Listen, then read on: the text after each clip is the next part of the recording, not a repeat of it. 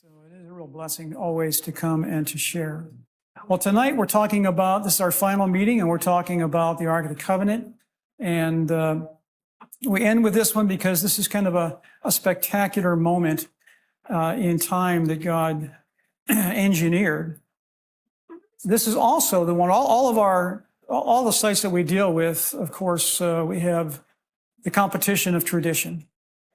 With this site here, of course, there's a lot of competition with it, but also there's a lot of criticism. There's a lot of conjecture, a lot of theory, that kind of thing. And so again, all we asked people to do, and all Ron ever asked people to do, was simply take a look at the evidence. You decide for yourself. Right? Now, whereas I could take you to the remains of Noah's Ark. I can have you come up here and smell and even taste sulfur balls, all right? And you can look on the videos and the slides, and you can see, where they come from, etc. I can take you to the real Mount Sinai, to the real Red Sea crossing. We could dive down, and you can see chariot parts for yourself, all right?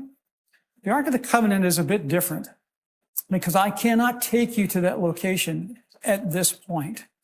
What Ron believed is that after being in the chamber where it is and communing with the angels that guard it, and looking at Jeremiah's commentary, chapter 3, verse 16, which we'll see on the screen later, the Ark of the Covenant will never be restored to Israel, okay?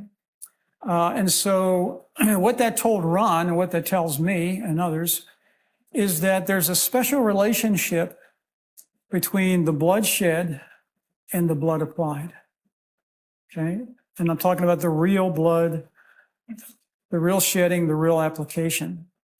And so what the conclusion that we've come to in that regard, and of course the ark was something that was only accessed once a year by the high priest, as you probably know.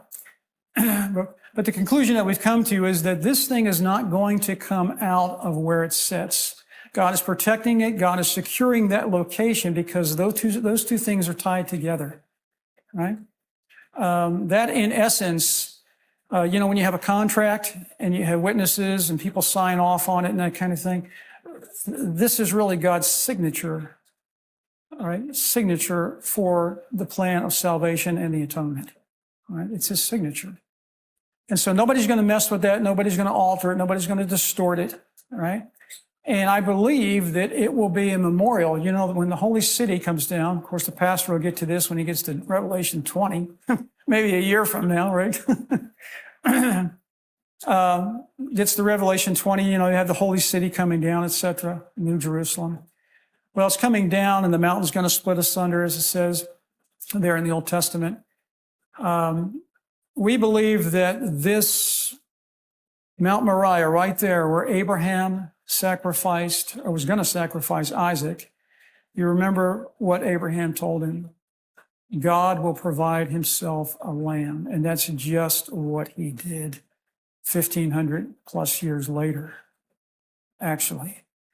And so we believe that that will be a memorial that will sit right outside the New Jerusalem. So quite incredible. And maybe even somewhat inside. Maybe it'll be inside the New Jerusalem. We'll have to wait and see how God engineers the splitting the mountain. Okay, so our presentation tonight is going to dwell on the things that Ron dealt with, the things that he found, etc. And you can look at some of the pictures here on the poster. You'll see them on the screen. But the real clues to establish where the ark is the why. Why would God call this into service again? Why would he do that at Calvary? So it's more theological in terms of the identification. If people understand what's involved in the atonement, then the ark could only be one place. Okay? And so we'll look at the kind of the unique things about that. So let's go ahead and get started. Many theories as to where the ark might be. I think there's actually a dozen or so. I've just listed a couple of them here. Some people suppose that it was destroyed by the Babylonian army. This would have been 587-6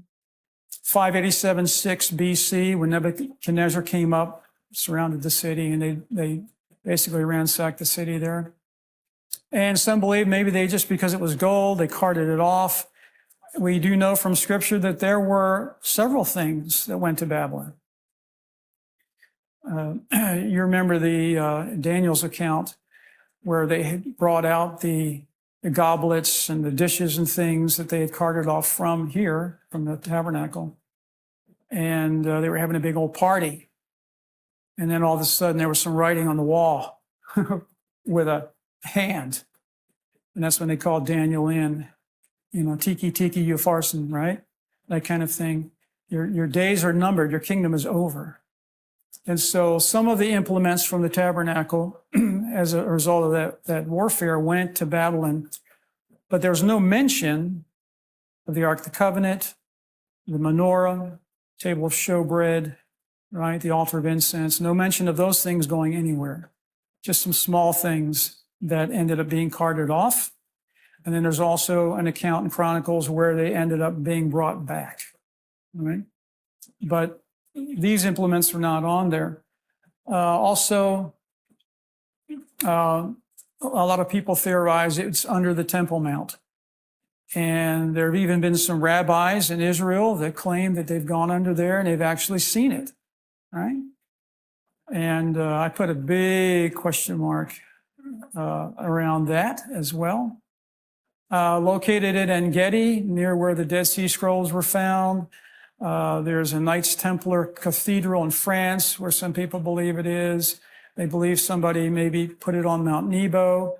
Also, how many of you have heard of the Ethiopian church in Axum, right? The Our Lady Mary of Zion in Axum, Ethiopia. Interesting story how that one developed. When Solomon ended up getting together with Bathsheba, they ended up having a son, Menelik. And when he was old and older, he came back to Israel to visit his father. And we believe that that Solomon ended up making copies of the Ark of the Covenant. And we believe one went back to Ethiopia, right? One of the copies. And maybe other copies went other places. And why would Solomon do that?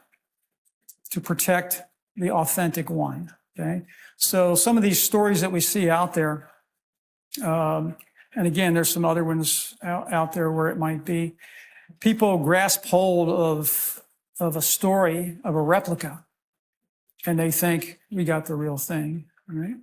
There is one true way to tell the real thing, and I'll share that with you in a little while. There's lots of stories out there. If you're just looking for a piece of special furniture, then the thing could really be anywhere. But if God had a purpose and he was going to call it into service again, it would only be one place. Right? Did God have a divine purpose for its hiding place? And as you remember, it was lost in history about 600 years, of course, during this very time when the Babylonian army came up, 587-6 BC. So 600 years before Jesus is even on the scene, the thing has been secreted away, lost sight of, okay? We're going to take a look. Now, some of this will be review from last night, but just in case there's somebody new watching, we'll kind of briefly touch on those things.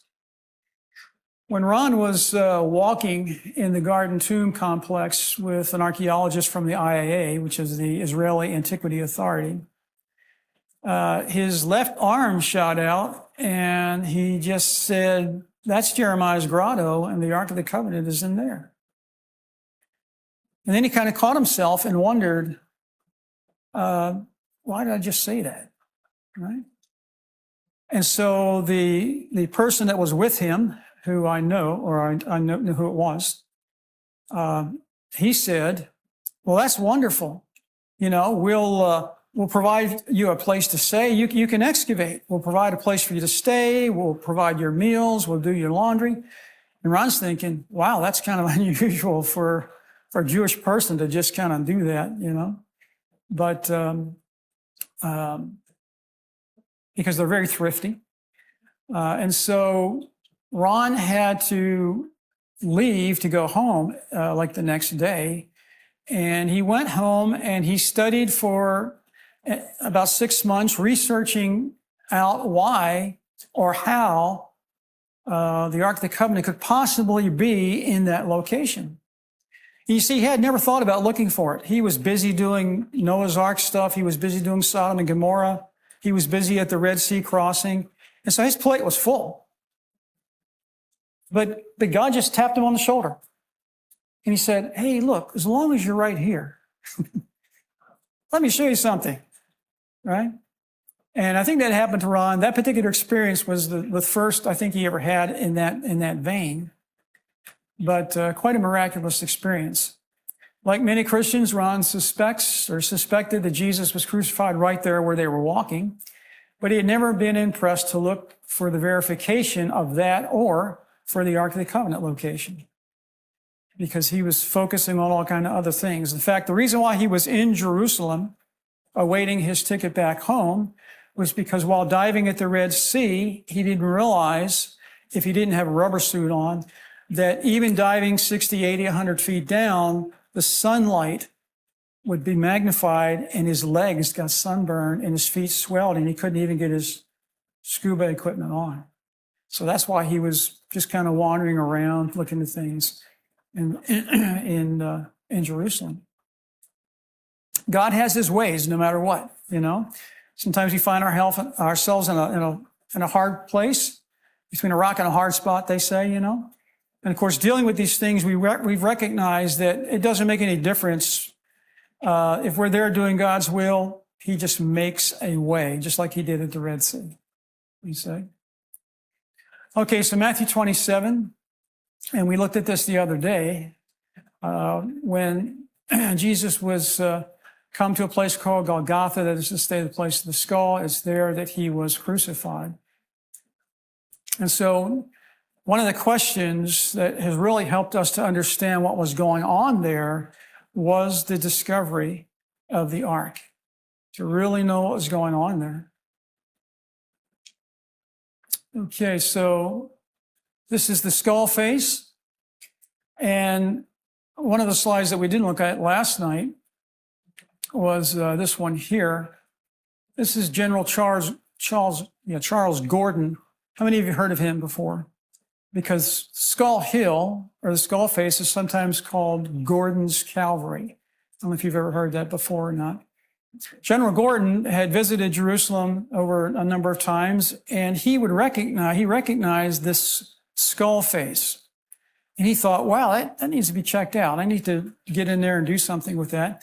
And of course, this is, over back in the 1800s. And it was in 1883 that he sends this letter to Sir John Cowell. All right? And the letter simply says, the ark, I suspect, is in Jeremiah's grotto. The Jews have a tradition, it is under the dome of the rock, but I think it is under the true altar, the skull, where tradition places Jeremiah's writing of the book of Lamentations.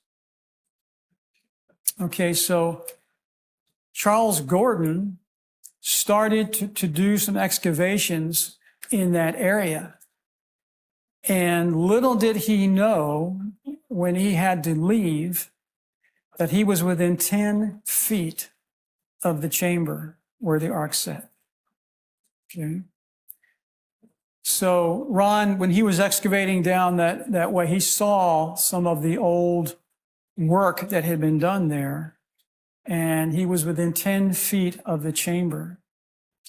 He was called away to the Crimean War, and he was actually killed in the Crimean War as a general, General Charles Gordon. Now, the thing that's important is that God was setting the stage all the way back then, 1883, for this discovery, this particular discovery, to come to the forefront in 1883.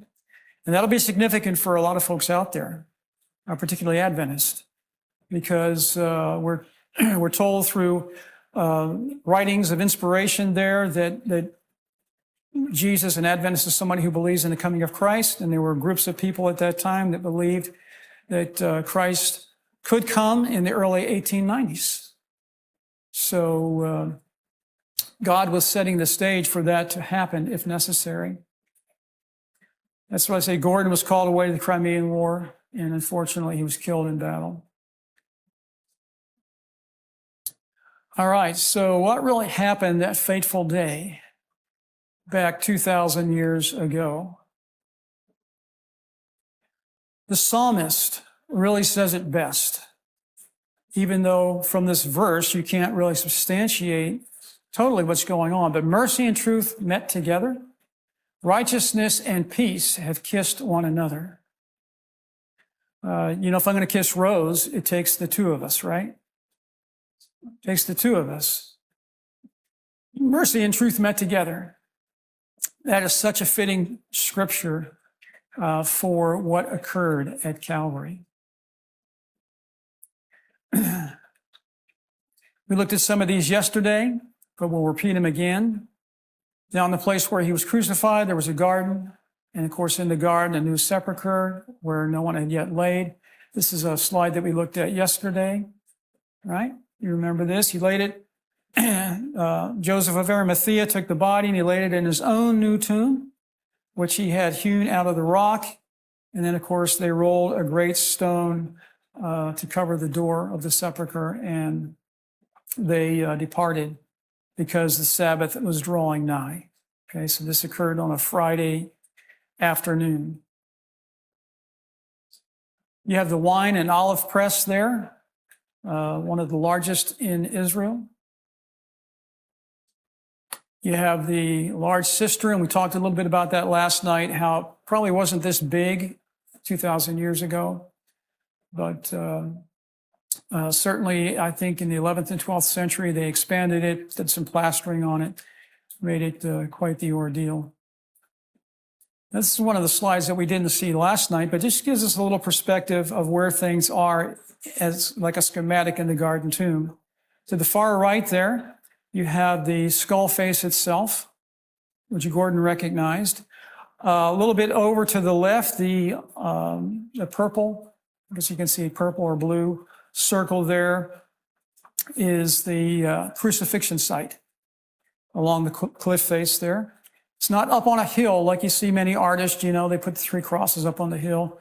This was along the cliff face, and the road to Damascus was not, ran parallel to that. And so crucifixion was designed to be a deterrent. And so that's why they made a big show of it and marched people in front of the person to be crucified, and they would be carrying something perhaps, maybe their cross, and they would have the crucifixions, and there would be signage and everything. It was a deterrent. Then if you come just around the corner there, you see that next circle is where the cistern is. Straight across from that and a little bit lower, that's where the wine press is, and then the circle top left is where the tomb is. So you can see it's all pretty concise right there. And it is a wonderful place to go and to visit.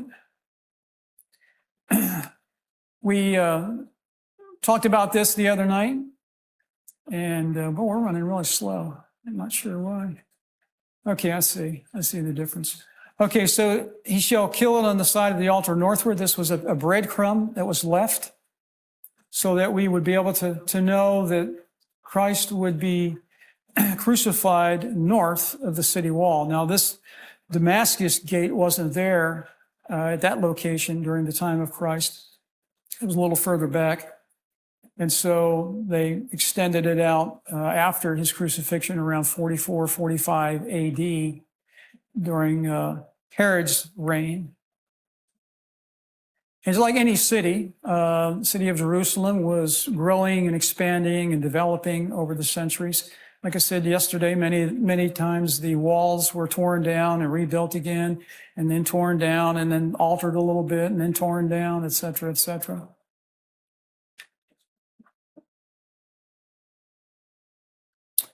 Okay. This is a schematic of, or basically a satellite shot of the area, showing you where the wall is, the Damascus Gate, the crucifixion site, and the Garden Tomb, north of the city wall. We didn't see this slide last night, but it's one that I wanted to just throw up here to just give you some additional heads up about what Constantine and those folks did back in the first century, third, fourth century. All right, so Constantine and Macarius, and we're looking at the first sanctuary, ? After seeing a vision of the cross in the night sky in 312, Constantine the Great, he said Christianity is it.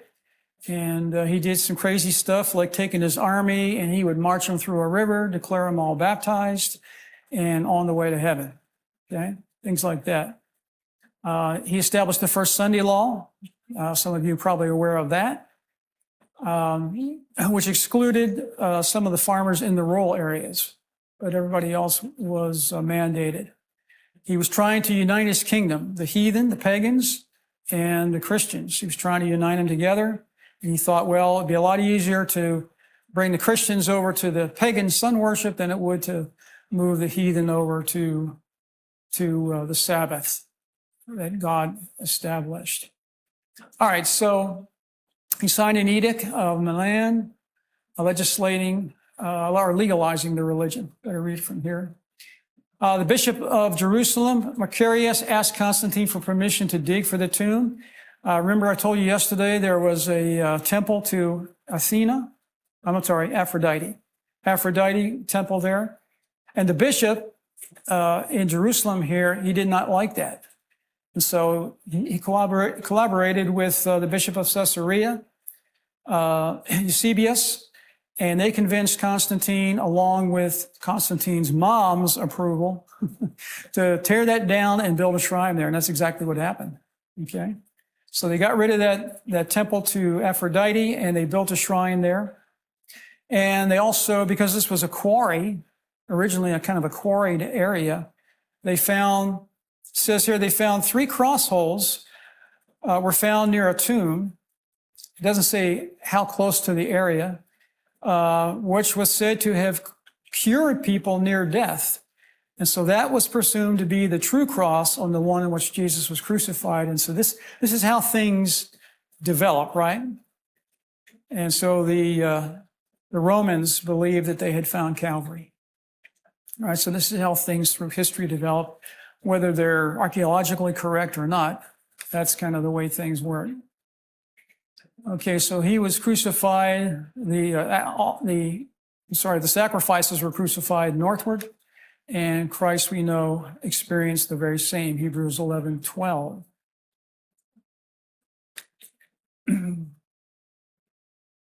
Okay, so let's hone in on the cross hole areas. This is the area right here where Ron was actually standing with the gentleman from the IAA when his hand shot out and said, that's Jeremiah's grotto, and the Ark of the Covenant is in there. And so 6 months, he went home to research his statement and to pray about it. Came back 6 months later, and he worked approximately 3 years at this site. And after 3.5 years working at the site and digging, there was a lot of debris that had to clear away, etc. They were actually using this as kind of a trash dump originally. God revealed what had been hidden for 2,500 years. Now, in knowing Ron and talking with him, traveled a couple of times together, Bill Fry, myself, Ron, and he would take a tour group, we'd be along. But we went to his house on 1 or 2 occasions, and you could tell in chatting with him He was incredibly devoted to God. And he trusted the leadership of God. Of course, he was involved with all of these spectacular things, right? And the other thing that he knew was that he was not smart enough to find any of this. He had to rely on God's direction, right? And he never claimed ownership of any of these things. He always was very careful to say, God led me here, God led me there, God opened the door here and there and everywhere. And of course, he studied his Bible, right? And other historical resources to lead him as he went. In Psalm 25, 14 and 15, when I read that years ago, I thought, you know what? That fits Ron to a T. And this is exactly what happened concerning the Ark of the Covenant, the secret of the Lord. And of course, the Ark had always been searched for centuries. It was a secret. It was hidden. And all kinds of theories are out there. The secret of the Lord is with them that fear him, that respect him, that honor him, that, yes, realize we are the created. He is the creator. So he has authority over us, and we better respect that. And he will show them his covenant, his contract. And certainly what took place at the Ark was the fulfillment of that contract in reality. The next verse says, mine eyes are ever toward the Lord, and that was certainly Ron. Of anybody I know on this planet, that was a description of him. For he shall pluck my feet out of the net. And if there's anybody, if you go online and look and type in Ron Wyatt, I mean, there's a lot of good stuff there, but there's a lot of criticism, right? I liken his experience to the one that the wise men had in Jerusalem. The wise men were honored. Not the wise men, the shepherds. The shepherds were very honored to be called to, by the angels, to the birth of Messiah.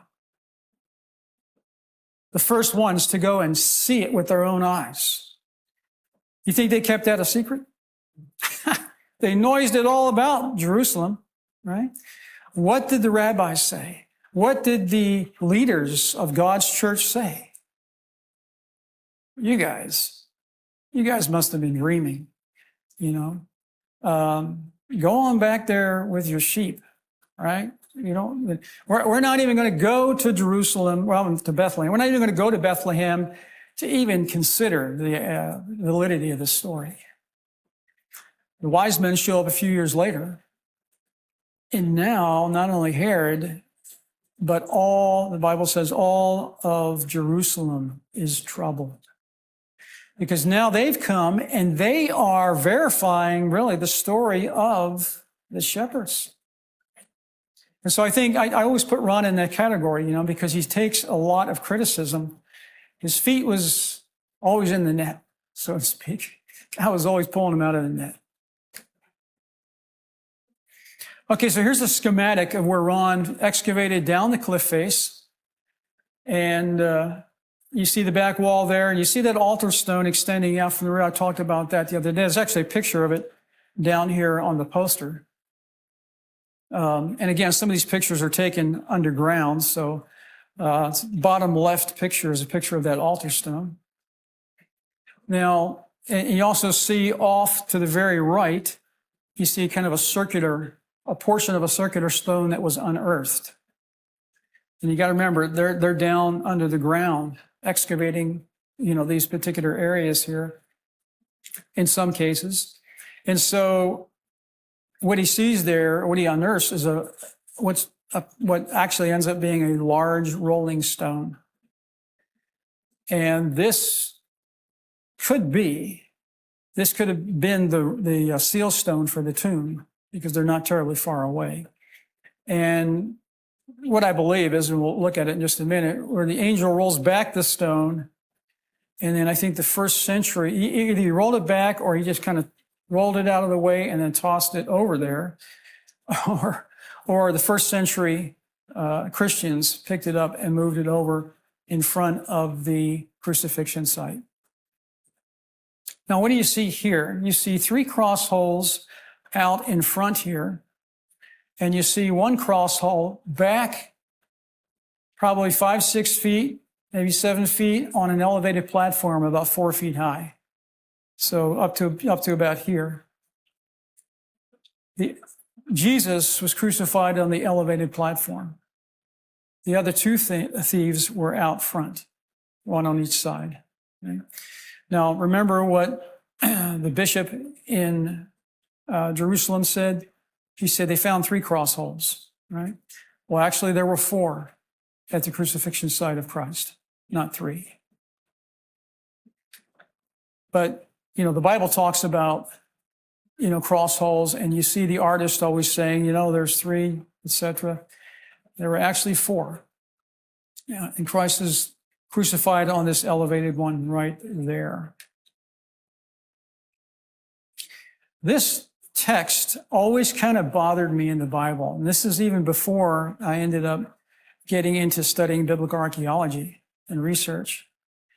It always left a question mark in my mind. The soldiers come to the scene there and they break the legs of the first, and then and then that of the other, which was crucified with him. But when they came to Jesus and saw that he was already dead, they didn't break his legs. And of course, that's according to Bible prophecy, right? Paul even talked about that in Hebrews, I believe. All right, so it always bothered me. I was thinking, like everybody else, there were 3 cross holes and Jesus was in the middle. The thieves were on each side. And so why would these soldiers go to one thief and then avoid Jesus and go to the other thief, you see? That always kind of bothered me. But then once I started studying particularly about this, I realized why that's written that way. Totally accurate. They went to one thief, broke his legs, probably had some soldiers untie him and set him down by the foot of the cross because they couldn't be up there over the Sabbath. Went to the next thief, broke his legs because he's still alive, probably cursing and hollering, whatever, and untie him, put him down by the cross, by his cross. Go back and see Jesus is already dead.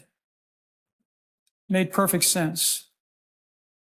Now, at the elevated platform, when those things were not being used, they had stone plugs that sealed the entrance so somebody couldn't just arbitrarily walk through there and fall into that and break a leg.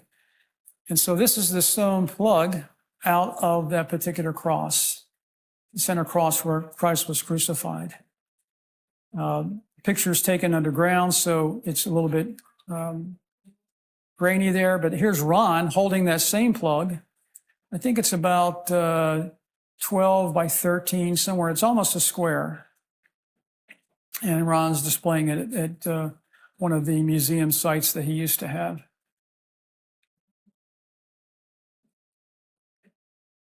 The Bible also talks about the fact that the earth was broken up, right?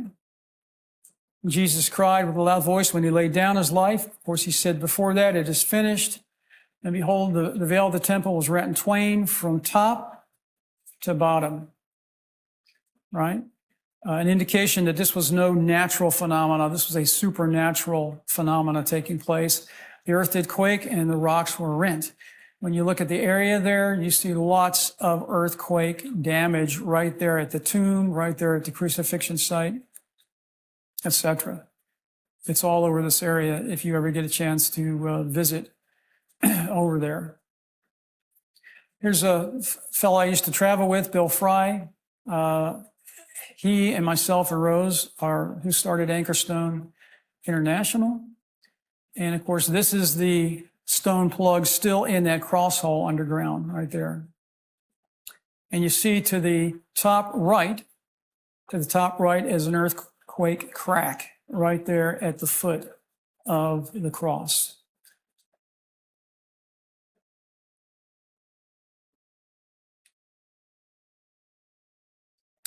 You had superscriptions written. There were cutouts in the cliff face, and they would put signs, like I mentioned earlier, and these were all in different languages, Hebrew, Greek, Aramaic, to be a deterrent. This is one of those cutouts itself that you can still see there today in the cliff face. These would have been up behind the crucifixion site itself.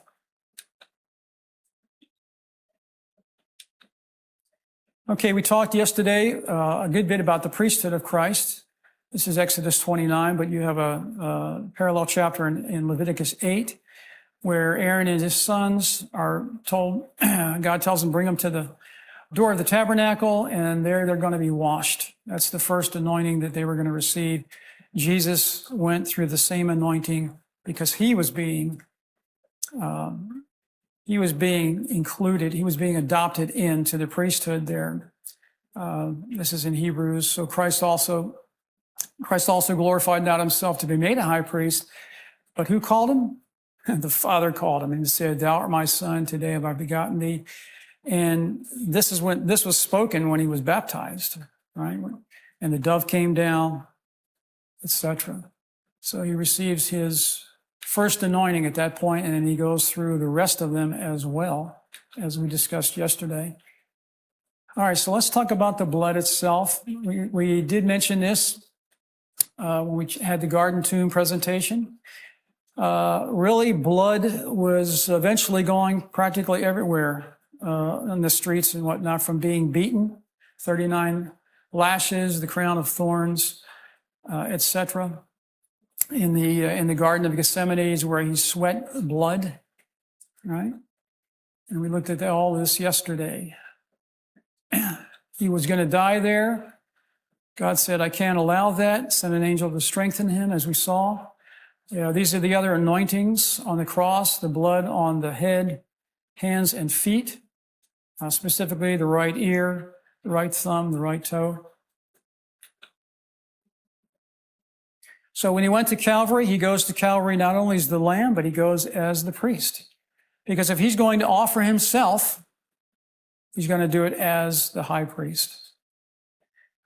Now, one of the soldiers that's there at the crucifixion site forthwith came there and stabbed him with a spear, pierced his side, forthwith came there out blood and water.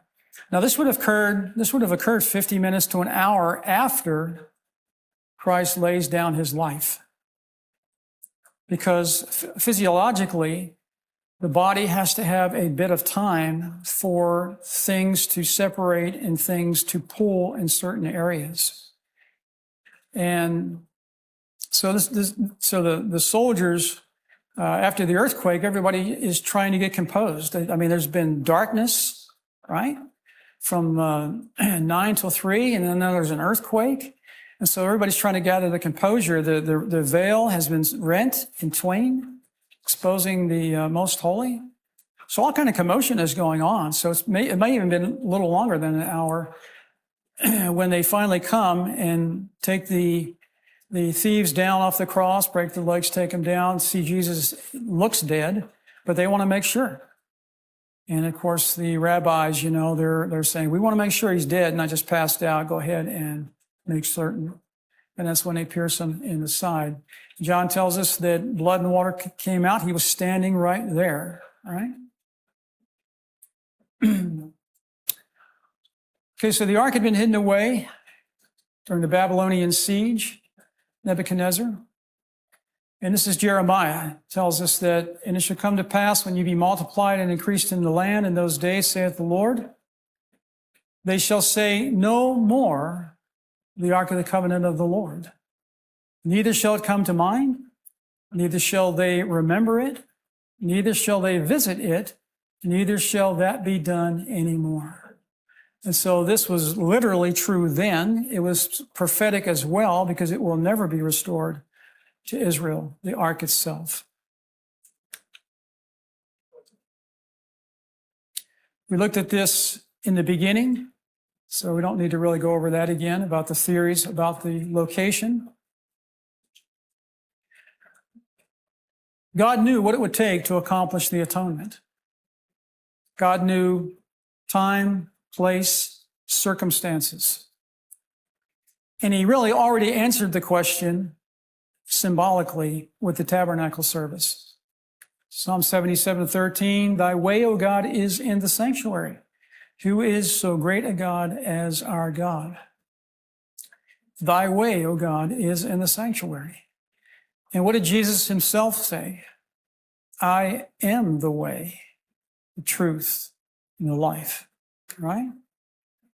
Now, this is a schematic of the wilderness tabernacle, right? A couple things I want you to notice about this. The first thing is that there are three entrances. The first entrance there highlighted is called the way gate. The second one here to the sanctuary is called the life gate. And the one into the most holy, called the truth gate. The one into the most holy, the life gate.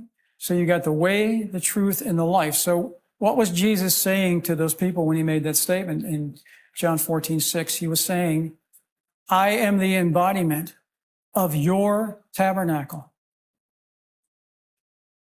And he came to tabernacle with humanity, right? The other thing I want you to notice is that basically this reveals that we have two 50-cubit cubes just butted up to each other. Two 50-cubit squares that are butted up to each other. That's what you have here. And at the center of those, what's highlighted at the center of each of those sections, one is the altar of sacrifice, and the other is the Ark of the Covenant. And so what's being highlighted in the tabernacle itself? The blood and the law. The blood and the law, or the law and the blood, however you want to say it, because the law kind of came first, right? And on the Day of Atonement, you had them take the blood and travel 50 cubits further, right, into the most holy. The high priest would sprinkle the blood on the Ark of the Covenant 7 times eastwardly to the east, right? And I've been in Israel and I've asked rabbis, could you tell me why you'd sprinkled the blood to the east on the mercy seat? They don't know. We followed Moses' instruction. We followed God's instruction, right? They don't even know why it was put on the east, you see. Okay, so in the Old Testament, the mercy seat's called the Kaporeth.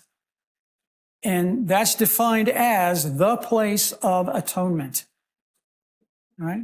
And there are, 27, 30 references in the Old Testament dealing with the Kaporeth. And let's see what we got here. No man cometh unto the Father but by me, he said. It's a tabernacle thing. God gave us an example of atonement or at-one-ment all the way back in the very beginning, right in Eden. Marriage is an illustration of atonement, of at-one-ment. Right? Even the husband in consummating the relationship covers the woman. That's what it means to atone, to cover. So it's very fascinating that God, right from the start, right from Eden, right? There were two things that came out of Eden, right? Of course, you had two things coming together, and God actually called them. What did he call them united together? He called them Adam, right? Called them one. What came out of Eden? An example of the atonement and a memorial of creation. And the remnant would promote the truth and validity of both of those principles, both of those statutes. It goes all the way back. So really what occurred at Calvary was a marriage, even though most Christians are unaware of it.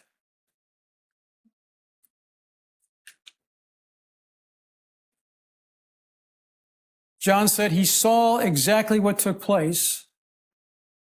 He saw the blood and the water come out and go into the ground, right? That's why actually he wrote 1 John chapter 5. Okay?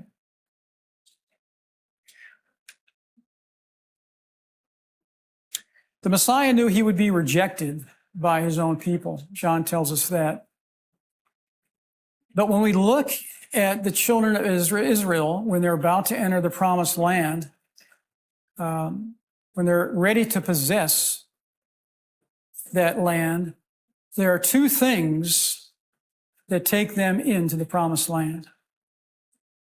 One of those is the law, right? They're actually carrying the tablets with them in the Ark of the Covenant. God has written his law with his finger. That's the first personal component that God provides for us. This is the first witness that he provides for humanity. They have the law there, but the blood wouldn't come until, 1,500 years later, right? Or more? Maybe 17 at that point. Anyway, just many years later, the real blood would come, but who led them into the promised land? Yeshua. It was the law and the blood that led Israel into the promised land, right?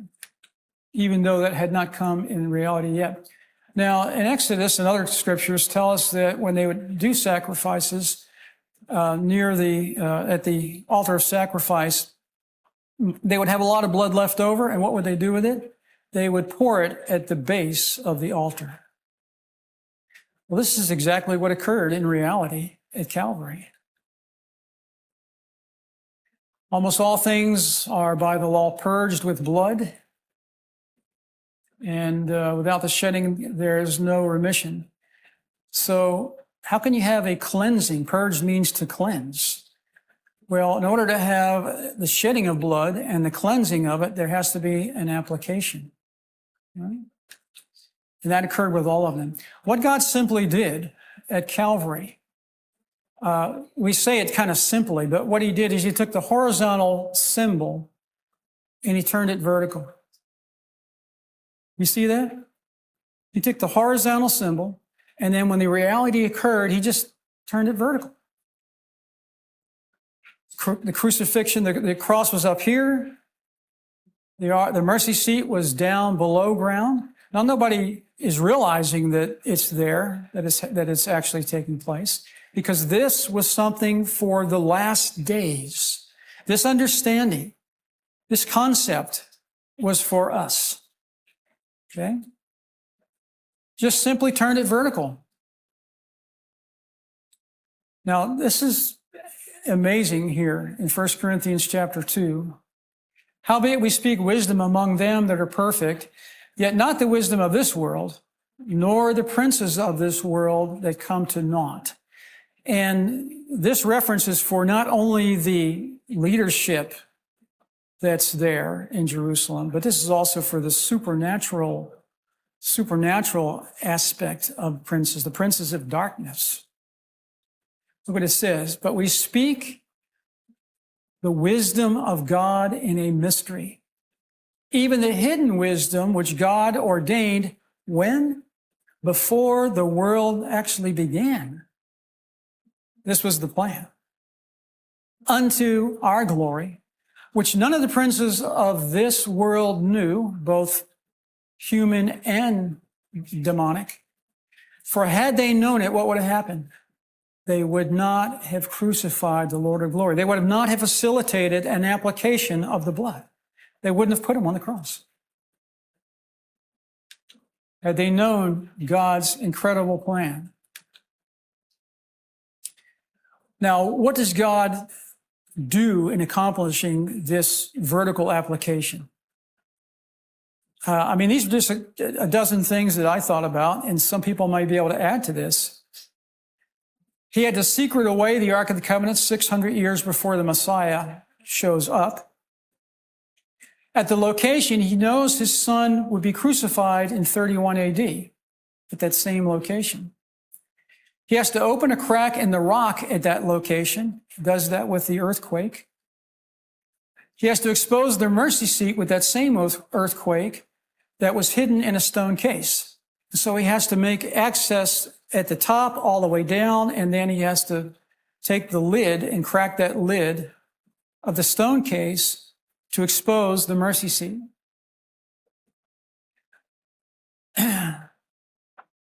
As his son lays down his life, after about 6 hours, all the physiology that has to take place, you see, this is crazy.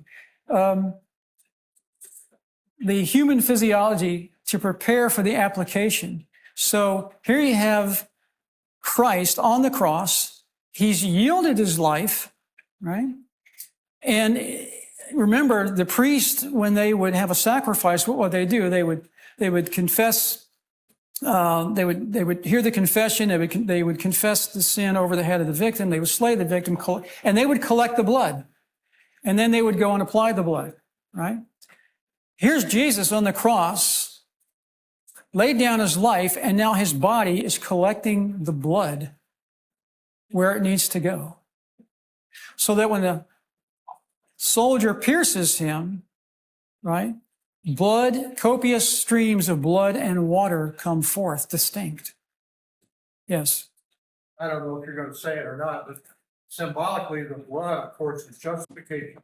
The water is sanctification. So right there, you have the entire gospel symbolized. Sure, absolutely. Thank you for that. Can I say something too? Pardon me? I say, can I say something too? Sure, the floor. I just recognized something.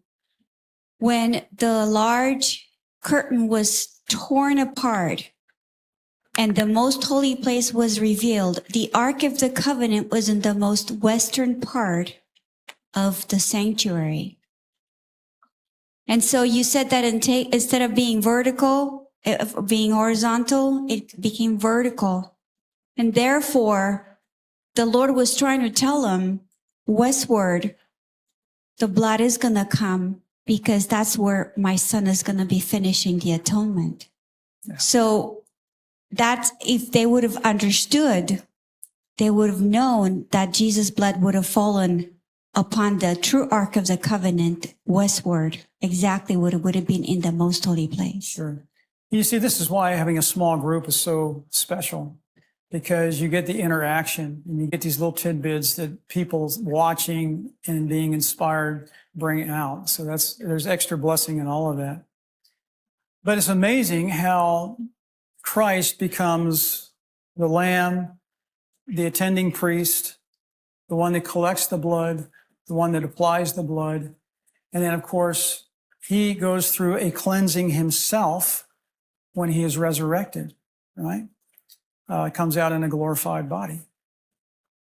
So you've got, like you're saying, all the components there of the sanctuary being played out in reality, right? Being played out in reality. So that's one particular application. He impresses the rulers to ensure Messiah's death. The soldier pierces him in the side, etc. Blood and water flow down the cross into the open crack. Blood falls onto the west side of the mercy seat now, not mingled with animal blood, now separate onto the west side. The marriage is sealed and the record is established. Basically, what's happening here is the covenant is being notarized. Covenant's being notarized. And that's because, well, John actually addresses that. Now, this is really crazy here. I do think that there are some things with what I deal with that are coincidental. I don't really think so when it comes to this. You see a map there. Look on the map where Jerusalem is and where Mount Sinai is. Jerusalem is at the top, where the blood was shed, where the law was written by God's own hand, is down in Mount Sinai. God put it on the map. I don't know what to say. That's just crazy. Psalm 149 talks about singing Sing unto the Lord a new song. Well, there have been songs that have been sung, from the time of Moses and before, I'm sure. The new song that the saints would learn is the reality of God's way, truth, and life, his way of the atonement. Pastor will get to this, maybe 9 months we'll get to this, Revelation 15:3. They sing the song of Moses, the servant of God, and the song of the Lamb. Great and marvelous are thy works, Lord God Almighty. Just and true are his ways, King of saints. The 144,000, the remnant, the wise virgins, whatever we want to call them, they learn the song of the law and the blood.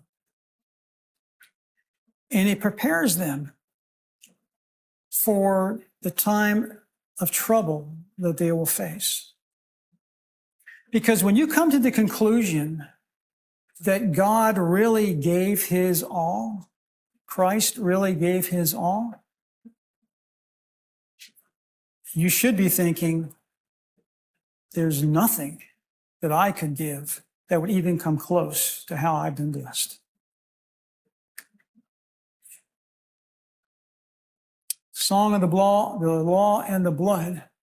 Now, in 1 John 5, and I know we're about out of time, but I'm going to take a little extra here because this is significant.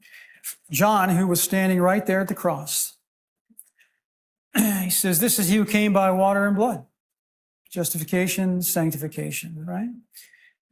Baptism and crucifixion. Even Jesus Christ, not by water only, but by water and blood. And it is the Spirit that beareth witness, because the Spirit is truth. 3 that bear record in heaven, Father, Word, Holy Ghost. And there are also 3 that bear witness in earth. Spirit, the water, and the blood, and these 3 agree in one. If we receive the witness of men, the witness of God is greater, for this, meaning both of those together, is the witness of God which he hath testified of his Son. The word men is the word anthropos, which means humanity, and of course God is theos, which means divinity. So what was at play in this marriage at Calvary was both humanity, was both the human and the divine, both at play at Calvary. Even though the Father is turned away, both are at play at Calvary. That's the marriage, right? And Paul tells us in Ephesians, we mentioned this text several programs ago, be therefore followers of God and dear children, walk in love as Christ also hath loved us and hath given himself an offering and a sacrifice, or a sweet smelling savor. So you've got a human offering. You've got a divine sacrifice that's taking place here. They're coming together in at one-ment. Both together make an at one-ment. The pastor, I heard him use this text back on Sabbath, Romans 3:25. When people use the word propitiation, probably doesn't mean hardly anything to them, right? It's one of those Greek words. No, it's an English word, but I mean, the Greek word is hilasterion, as you see written up there. It's only used twice in the New Testament. Once in Romans 3:25 and once in Hebrews 9:5. The word actually means mercy seat. That's what hilasterion is. It's mercy seat. So whom God has set forth to be a mercy seat, right? A mercy seat through faith in his blood. That blood would seal that human and divine offering there at God's earthly throne. Look, it's just really common sense. It's God being consistent. At the Passover, the blood is shed, the blood is applied. They go to Mount Sinai, they form a tabernacle service, the blood is shed, the blood is applied, and then you have a cleansing on the day of at one-ment, when they are brought together in covenant marriage. God is illustrating over and over and over. For 1,500 years, he illustrates this for the Jews. There is a coming together. There is a marriage that's going to take place in reality. God's church is described as what in Revelation? The bride. He is coming for his bride, another marriage in actuality, right? And so at Calvary, you have this same thing happening. You have the blood being shed, the blood being applied. It's totally logical and consistent. Some people might think, well, the blood was applied in heaven. Not possible. Not possible. You can't pay the price after the fact. The only way a resurrection is legally possible is if the blood is applied before. Okay, that's just a legal, theological fact, no matter, I get it. I really do. When the church fathers came along and they didn't understand this, it wasn't for their day and their time. They thought, well, Jesus died. He was the sacrifice. He shed his blood. He played the substitutionary role, right?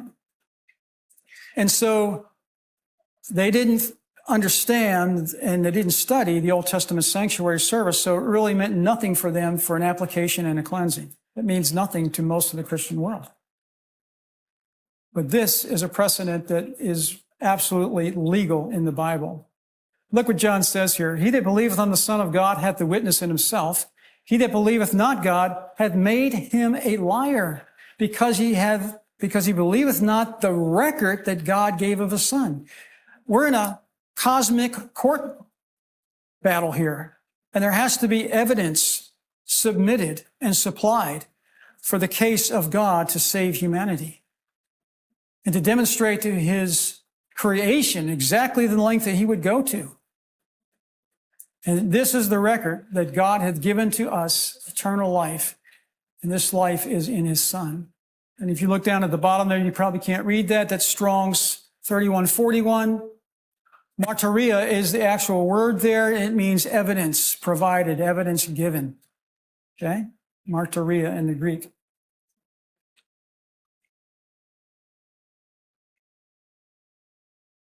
Permanent record has to be established. If it doesn't happen that way, there is no legal precedent. And you remember in the Bible, it says that both the Father, the Son, and the Spirit were all involved in resurrecting the Son. All of them had to write off. All of them had to say, okay, we are in unity, we're in harmony, this can happen now. We can call him forth.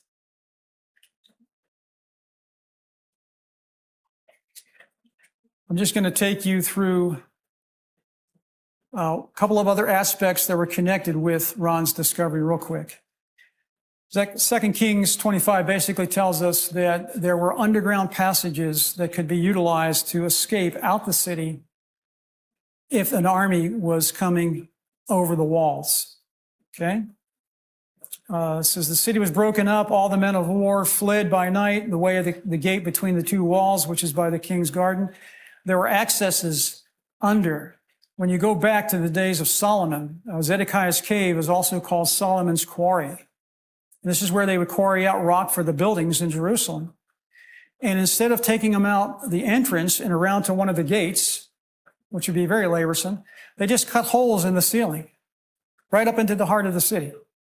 And they would just hoist the stone, the rock, up into make some kind of elevator and hoist it up there. Well, today when you go there, you see a couple of places where those holes are dirt backfilled. They just filled those holes in, those accesses in with dirt. There's a number of stone pillars down there, but there are also dirt pillars as well. The place is quite extensive. People even use this for meetings and concerts and all kinds of things over there in Israel. This is right around the corner from the Damascus Gate, just opposite the Garden Tomb area. This is where you can see where they're just chiseling out rock out of the area there. It's, like I said, it's pretty extensive. On one of those walls, and I'm not 100% sure if it's the wall to the left here, but further over, a cherubim was cut off of the wall in the 1800s. When the priest lowered the sanctuary furniture down into Zedekiah's cave, they marked the way that they were taking it by carving cherubim on the walls. And this cherubim was near an entrance that actually went back under the street, an escape tunnel that went out under the street and probably another half mile, maybe underground, right? And so what we surmise Jeremiah did is he lowered things down in that chamber. He took the sanctuary furniture into that tunnel, the Levitical priest did, and they found a chamber off to one side. And they put all of the sanctuary furniture in there. And I'm talking about not only the Ark of the Covenant, but the menorah, the table of showbread, the altar of incense. Even Goliath's sword was in there. Who had that? David. David had that. So that was in there. Of course, various lambs and other sanctuary implements were in there. Also, the pillars from the wilderness tabernacle were also in there. Okay, and boards, and some of the boards from the wilderness tabernacle were also in there, gold plated. Right. So anyway, the chamber was pretty extensive, and then they walled up the chamber so anybody else going through that tunnel would not think anything was there. You see? And when Ron broke into the chamber, when he went into the chamber, he knew that the people didn't take the stuff in there the way he went. He went in the hard way, and so he went and he broke through that wall, and that wall went into a tunnel. And he backtracked through that tunnel, and it took him out into Zedekiah's cave.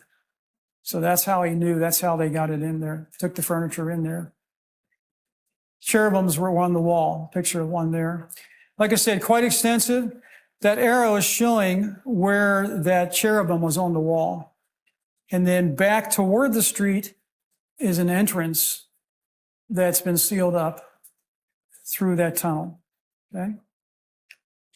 There's a lot more that we could say about that, but the Ark of the Covenant is the last stone there, the last pillar that we have there. Okay, anybody have a question that they might want to ask? I mean, probably have lots of questions, but anyway, what would you like to ask? Yeah, so you just kind of went off and telling us certain things that were found, I'm assuming, in the place where the Ark of the Covenant, where Ron found it, right? Correct. So could you give us a little bit more extensive information? How did Ron come about to find that out? Did he actually go back in there, or? He went into that chamber several times. Okay. Which one? The one that he broke into? Yes. Okay. Yes. Now, I remember him saying that the next time that he went in there, it was already cleaned out, and there were 4 angels, and everything was supposed to put in place where they were to be? Correct. Okay. Could you tell us a little bit more, like, the items that you were just talking about? Because I didn't hear that part anywhere before. Well, like I said, Ron, I know on one occasion he was staying, or we've stayed before, the New Jerusalem Hotel. And he was sleeping at night, and somebody touched him on his shoulder. He was turned over toward the wall. Somebody just got his attention, and he rolled over, and the person simply said, "Follow me." Well, Ron knew enough to know that his hotel room was locked, and here's this person in his room, and all he says is, "Follow me." Ron gets up. He follows this person down to Zedekiah's cave, which isn't very, like I said, it's a kind of a walk, maybe, I don't know, half a block, down the road, across the street. This is at night. Zedekiah's cave has bars across the entrance because it's a tourist site. This person just takes the iron gate, opens it right up. They walk in. They go down around the corner, right, to where the entrance is, to where, Ron has gone before. The entrance to that tunnel. And just backing up a moment, the tunnel entrance had been sealed off because on a prior visit, the Department of Antiquities asked Ron to go down there because they had lost 6 of their people. 6 of their people had gone into the tunnel and they'd not heard from them. Okay. And so Ron went down there and he went into the tunnel. Nobody else, they were scared to go in there because they heard commotion and screaming back there. So nobody went in, but they lost communication with them. So Ron went in there and he found them all dead. So 6 Levitical priests, and he said they were 70 feet into the tunnel area. And it's about 300 feet to the chamber, but about 70 feet in, they had all been struck dead. And Ron said that they all died the same way, a cerebral hemorrhage, because he was a nurse anesthetist by profession, and he noticed the crossing of the eyes and so forth. So he surmised that that's what it was. Now, the Department of Antiquities, of course, and he put them in baskets, one of those baskets, and then people at the entrance just pulled them out as he guided the basket. And he spent all day doing that. So when that happened, they sealed the entrance. But on this other occasion, when he went down there, knowing that the entrance was sealed, the angel, it had to be an angel, just like that, and the entrance opens up, and they walk through it. And that's when Ron goes, and he has, again, these are some of the experiences that he's had, and they're really kind of spectacular, miraculous, and you have to believe in the supernatural aspect of what's going on here and what God wanted known. You know, why did God even bother to reveal this? We already know that Jesus died for us. He's our substitute. We also know that he's our surety, right? And so, you know, we know he shed his blood. A lot of people believe the blood was applied. Some believe that it happened in heaven, etc. So whatever. But I mean, people had the essence of the thing. God wanted the reality of what happened there to be known, you know. Items that was found. What did you mention? The items that found that found. Many of the implements from the wilderness tabernacle. The old items that were in the Correct. What about the outdoor courtyard that was left? Okay, you have to remember, after 3,500 years, right? The skins have deteriorated.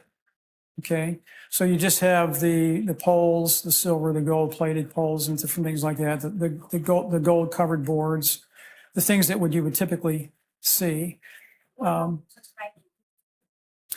The book of the law is still on the back of the Ark of the Covenant in pristine condition. Yes, according to him. Okay, you have not mentioned the most amazing aspect of this finding, and about Ron taking the blood and having it examined. Please say something about that. Okay. At one point when he was in the, I referred to it briefly, but I didn't get specific. Okay. Ron was told when he went into the chamber on one account to set up his camera in a certain place. He always tried to take some pictures. They always seemed to come out kind of fuzzy and out of focus and that kind of thing. So on this particular occasion, he was told where to put his camera. And they also told him to take a sample. He had taken a sample off of the ceiling where the opening had come down above the Ark of the Covenant. But he was also told to take a sample off of the mercy seat, a blood sample. And of course, he's a nurse anesthetist, so he knows that blood is not viable outside the body, but for a couple of weeks. Right? The angel tells him, only one angel ever spoke out of the 4 that were there, told him to take the blood, have it analyzed, and request a keratin test, which is a chromosome count test. All right? And so Ron went and actually did that. He went to a laboratory. I'm not going to mention the name because they'll be inundated. But when we went to the lab and talked to, and even today, if you call up the person from the Department of Antiquities that was there with Ron in the garden and actually, provided the permit under the IAA, they'll say, Ron Wyatt. Name sounds vaguely familiar. I don't really know, because we've done that. We've called them after the fact and they were like, hey, we don't know what you're talking about. We went to the laboratory and you can tell by talking with them, the expression on their face, they know something about it, but they are not letting anything out. We went with a letter from a geneticist, Dr. Eugene Dunkley. He wanted to get the test results. Ron took the blood and had it tested. He requested the carotene test. And he said, I'd like to be there to, film it and when it's done. I said, fine. So they verified that it was human blood, right? And they also put it into a solution to reconstitute it. And once it reconstituted and started to grow, their assessment was this is recent. This is blood from a recent individual, maybe a couple of weeks, maybe a month at most, that kind of thing. And so then Ron said, well, I'd like, the idea is you get it to grow, you suspend the growth, and then you manually count the chromosomes. And this blood had 23 X chromosomes, but it had just one Y. Now, why is that? Why would that be something they want to keep hush hush in Israel? And you got to remember, God is dropping physical evidence in the lap of the people that are waiting for the Messiah. You understand that, right? Okay. Drops it right in their lap. This is physical evidence of a virgin birth. When a person is born, they get an X and a Y autosome, an X and a Y chromosome. X from the mother, either an X or Y from the father, and then that forms into 22 autosomes, giving us a total of 46 chromosomes. We mentioned that, I think, the other day. Okay. So this one had 24. Now, the lab technicians, they're baffled by this, and they're, what's going on here? And they start questioning him. What's going on? Whose blood is this? Where did you get it? And when he told them, they started beating themselves, started pulling at their hair. They started crying out, right? And Ron said, I heard him say it personally, those people, those men will never be the same. They know. They were looking at scientific physical evidence that the Messiah has come, was here. They're looking at his blood. Israel's never going to admit that because it destroys culturally Judaism. So, these are some of the things. This here is an overview of the 4 aspects of the rescue plan that God put in place. And I know most people think there are only 3, but there are really 4. Because the altar of the red heifer was only conducted 9 times. And that dealt with the purification of God's creation and the earth. Okay. All right. The law and the blood. That's God's 2 witnesses. You'll get to that in chapter 11, Revelation. A lot of people think, well, it's the prophet Elijah, Moses, it's this, it's that. The word my is a personal pronoun that identifies that these 2 witnesses are God's alone. Okay? These are his 2 witnesses. The writing with his own hand, the blood from his own side.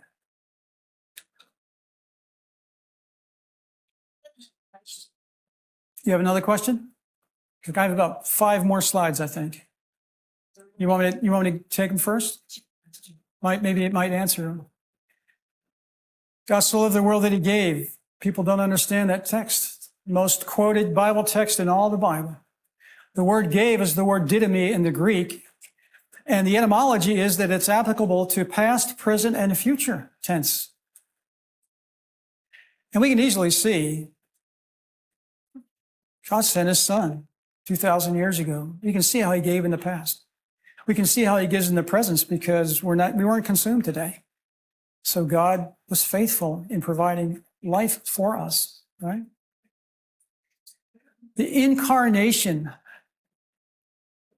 is so instrumental in the plan to save us and even into eternity. And you can see here, Emmanuel, God with us, simply means that there was a human side and there was a divine side really at play. We looked at this already. Jesus said, think that I come not to destroy the law of the prophets, but I've not come to destroy, but to fulfill. That's plereuo, to make replete, to level up, to satisfy, to furnish, to execute. Now, here's a question for you. We know that he came and played the substitutionary role, right? To give all of us an opportunity for salvation. Could his perfect life level up, satisfy, replete, or atone for the brokenness of God's eternal law?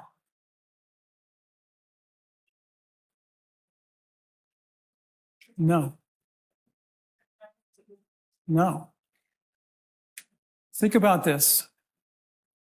As a human being, Christ is subject to death, right?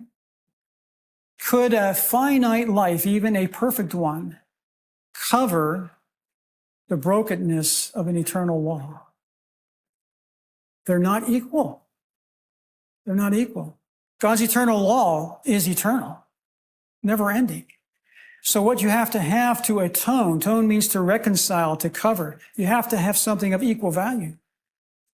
Now, Christ's humanness played the role it was designed to play, to provide us, to play the substitutionary role, to provide us the opportunity to be an example to us, show us how to live, et cetera, by grace are ye saved by faith, right? But his human sacrifice could not play the role of satisfying or leveling up to the covering or atoning for the brokenness of the law. And God's law, it's like an egg. You can't put the yolk back in there. You can't unbreak it, all right? And so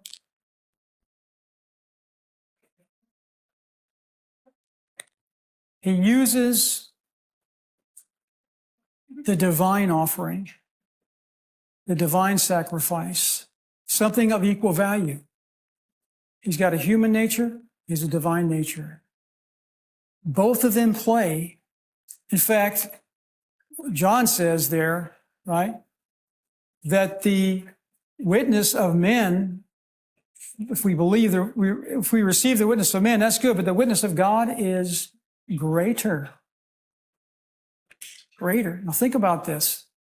God has to use his omnipresence, a divine presence, an eternal presence, to cover the brokenness of a divine law, of an eternal law.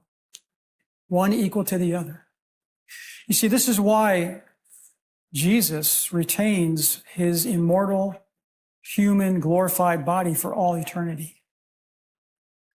And this is why he has a priesthood after the order of Melchizedek, an eternal priesthood, because he's going to be making an eternal offering. You see, he gave past, present, future, always. Now, this is hard to wrap your mind around. The Son of God gave himself, and he gave up part of what made him God to save us. Whew.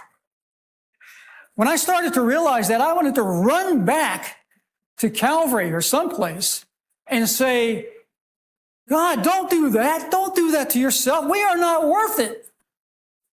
And you know what immediately came back to me? Yes, you are. Whew. Let me tell you, We cannot grasp what God has done here. But the Ark of the Covenant, that marriage that took place there with the human and the divine being sealed right there in covenant marriage. Man, that is a message. That says something to this world, right? God's omnipresence, his divine nature, his human nature, his divine nature, takes us to a place where maybe we've never been before. It's off the chart. You know, some people would say, hey, Jesus came, he lived, he died, but you know what? He's back in heaven. He's at the right hand of the Father. Wow. Okay, that's great for him. But look what he has given up for eternity. We can't even grasp it. Part of what made him God. I don't even know how it's possible. In our little brains, we can't calculate that. What we have done here this week, as we have revealed the gospel message to you and to those that are listening, perhaps like they've never seen it before, because the gospel message is mercy, but it's judgment, it's perseverance, it's deliverance, it's relationship, it's sacrifice, and it's victory. And God used archaeology and all the things that he preserved for this day, for this hour, to reveal to the world, this is the everlasting gospel. And it's gone all around the planet. And so you know what? Guess what? He's coming soon. Probationary time. The last few grains of sand are just flowing through the hourglass. We're going to see it happen. We're going to see it happen. You ask your question.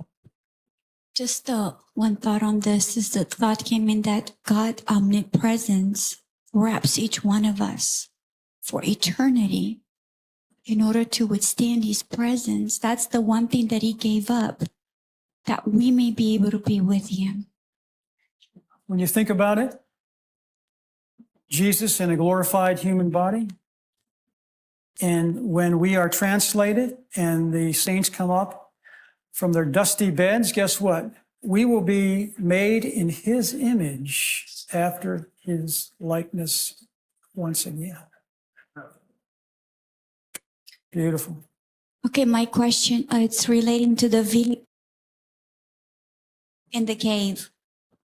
I've listened to quite a bit of whatever material I could find, and it was said that it was given to a certain man, and that certain man ended up having Alzheimer's or something, and then he forgot about it, and so now it's lost. Is that true? Do you have any more information on the video recording that took place inside the cave with the Ark of the Covenant?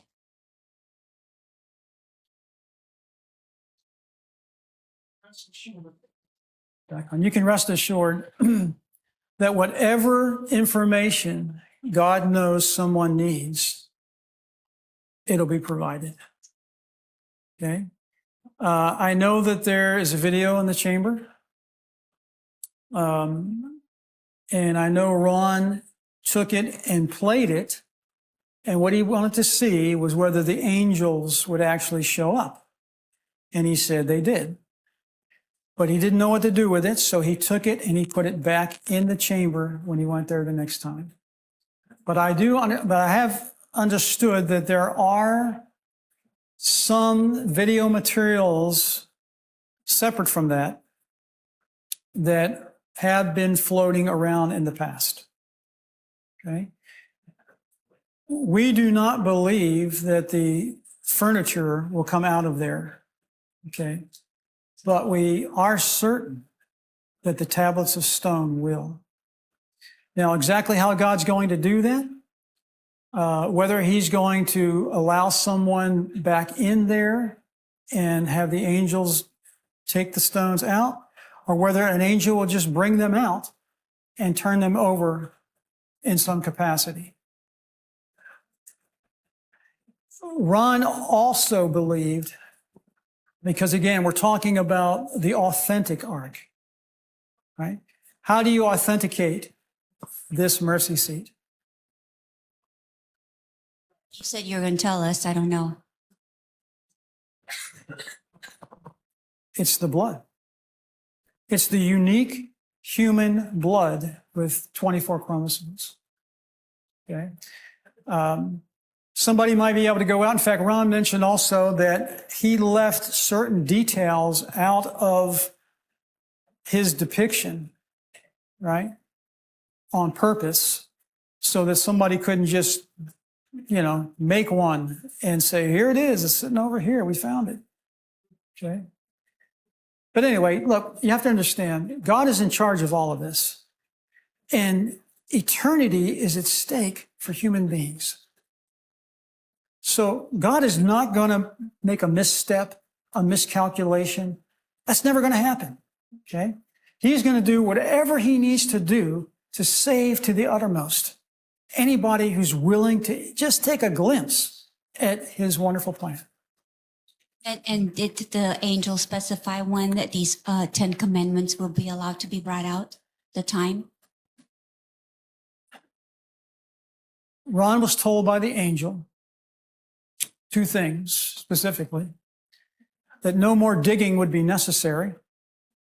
Okay. And he was also told that when the beast of Revelation 13 law is put into place, Which would be the Sunday law. yes, that will be when the tablets of stone would come out. And all of that has been in progress for a very long time. More close to them than ever. Yeah, we definitely are. Thank you. Yeah, we knew this was going to be probably a longer one because of just the highlights. And let me tell you, there's more. There's more. I mean, we years and years of contemplating these things and Did you ever say the color of the stone that were they just plain color stones, or was there a colorful stones where the 10 Commandments were written on? he did give an indication that, of course, Moses actually made the second set himself. Okay, there were, I think, the first set were supposed to be blue sapphire or something. I don't think these are blue sapphire. Moses made them. God wrote on them, but he made them. Yeah. So, but the text is Proto-Sinaitic type of Old Hebrew. They're written the front and the back of it. I know there's supposed to be. One language on one side and the other language on the other. What language is the other one? I'm trying to remember. Kevin Fisher, who has this has made the same. Okay. And it's on his website. And I don't remember the terms he was using. What's Kevin's site? ArkDiscovery.com. Artdiscovery.com. Okay. Okay. Anybody else has questions?